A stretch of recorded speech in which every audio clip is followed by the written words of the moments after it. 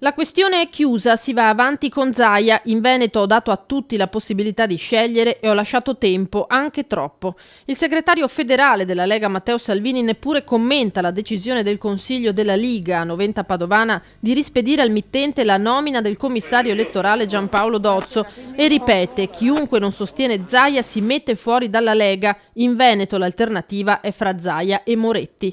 Ieri sera era stato lo stesso Flavio Tosi a comunicare la decisione del nazionale.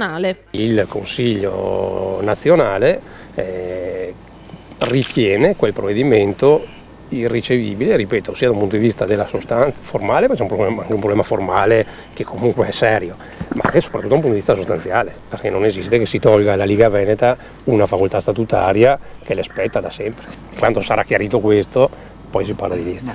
E oggi Tosi ha rincarato: se il Consiglio federale non torna indietro, forse mi dimetto e liberi tutti, e allora potrei candidarmi a governatore. Da Conegliano Zaia non vuol sentir parlare di strappo. Io spero di no, però è altrettanto vero che questa è una partita che si affronta a livello di partito, e penso che in questa fase chi ha cariche ovviamente affronterà tutta questa storia. Da parte mia, come sapete, pancia a terra e si lavora. Resta la scadenza di lunedì, tessere di Lega e Faro incompatibili, tosiani obbligati a scegliere. Non credo che Tosi farà l'errore di lasciare la Lega, ha dichiarato in giornata l'ex segretario federale Roberto Maroni.